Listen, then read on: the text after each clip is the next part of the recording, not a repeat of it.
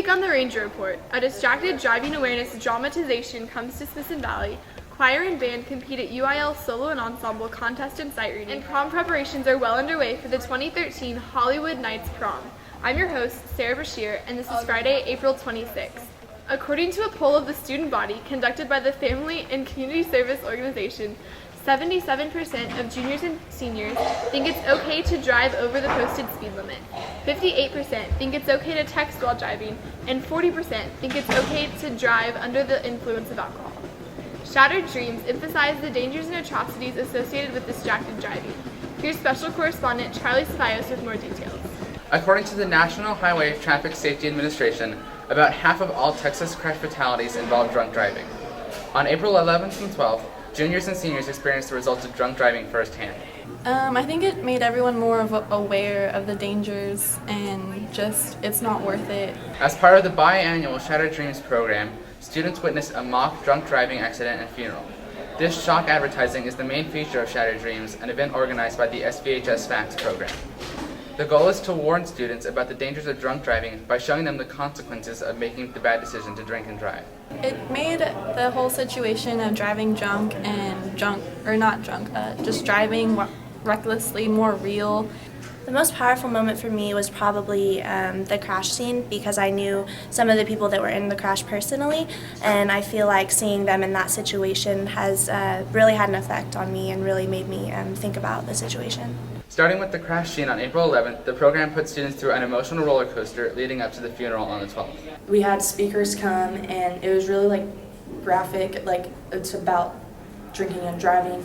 And then Randall Perkins' mom came, and that just hit me hard because my brother and him were best friends, and just knowing that, like Kathy was saying, we have a choice to drink and drive, we have a choice to text and drive, we have a choice to all that, and Randall didn't have a choice, and that was not everybody got to hear that, the whole school didn't get to hear that, but that was the most impactful thing to me. The most powerful moment would be when Mr. Herring was talking about when he arrived on the scene of his daughter's accident and how he couldn't do anything for his daughter, and it was just really touching. You can't see a grown man choke up and not have an impact on yourself. While drunk driving was the main focus, there was a special emphasis on distracted driving and seatbelt safety.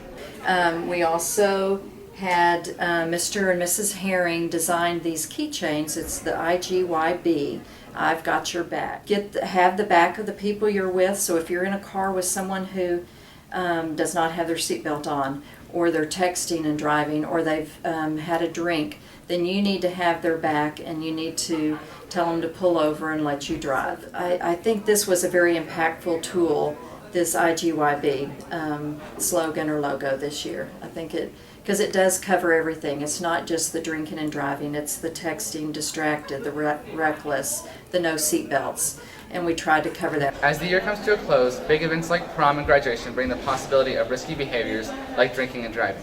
The Shattered Dreams program reminded students of the impacts of drunk driving and distracted driving, not only on them, but also on their loved ones. I think that we're more aware of, not just thinking about ourselves, but thinking about our families and our friends as well. Like some of the speakers were saying that because of, drunk driving and stuff, it has an effect on your family and it has an effect on your friends, and not just drinking or driving drunk, but also texting while you're driving and speeding. I think it's made us aware of the effect that it would have on our families as well. So stay safe, Rangers, and always think before getting in the car with someone who's been drinking. Charlie Ceballos, Smithson Valley Ranger Report. Both choir and band represented the Fine Arts Department at contest with their varsity and sub-varsity groups. Here's correspondent Sean Dooley with more.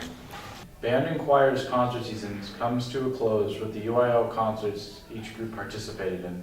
The choir participated in their concerts on the 9th and 10th of April at Canyon Lake High School. We practiced for about 5 hours the day of, and I think we did okay, although we messed up at concert and at sight reading. The band group also has 3 groups that participated in the UIL program on April 16th, 17th, and 19th at Madison High School. I talked to Mr. Stevenson as well as a band student how the performances went. Overall, they did real well. Real proud of all 3 groups. The concert band and symphonic band both got superior ratings in sight reading. and got excellent ratings on concert, and the wind ensemble got superior ratings all the way across, all 6 judges. We practiced a lot over and over again.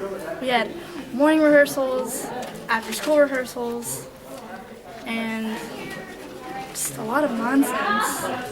But we did pretty good. Congratulations to the choir and band for a good concert season. Sean Dooley, Ranger Report. Here's Allison Humphrey with the Ranger Sports Report. Baseball defeats McCollum and softball conquers Hayes. This is Allison Humphrey with the Ranger Sports Report. After being defeated 10-6 last Friday by New Braunfels, the baseball team came back to defeat Austin McCollum 4-3. They now move on to play Wagner on Thursday the 25th. Softball successfully defeated Hayes 6-5 on Friday the 19th. They play again on Thursday the 25th against MacArthur at home. Now back to Sarah. With the end of the school year rapidly approaching, upperclassmen look for every opportunity to celebrate with friends. Here's senior correspondent Sarah Montgomery with more about the 2013 Junior-Senior Prom. Prom is closing in, now only a week away, and students and staff are preparing for the Night of the Stars. I'm just looking forward to getting all dressed up and hanging out with my best friends and just dancing the night away. Wearing tuxedos is fun. I'm pretty excited for that. It's gonna be fun. As students are preparing for the big night, deciding ride arrangements, picking out dresses, and reserving tables at restaurants, prom has proven to be a costly and stressful event for everyone. I spoke with a few students about the stress that comes with planning and paying for prom. Basically, it was organizing the limo, organizing who's in the group, who's not in the group, payments, reservation for dinner, as well as make sure we have our nail appointments and all that good stuff. And it was just a lot of pressure and stress. We pretty much are just going with it, but it's kind of last minute, so we actually had to break up our prom group because it got a little too stressful for me to handle with 15 people, and so we broke our little group off into 4, so it's a lot less stressful and it's easier for me to manage. I've had little to no actual preparation for prom this year. I'm going to thank that to my friends, and I'm just throwing money at them, and when they ask for it, it's been working out fantastically.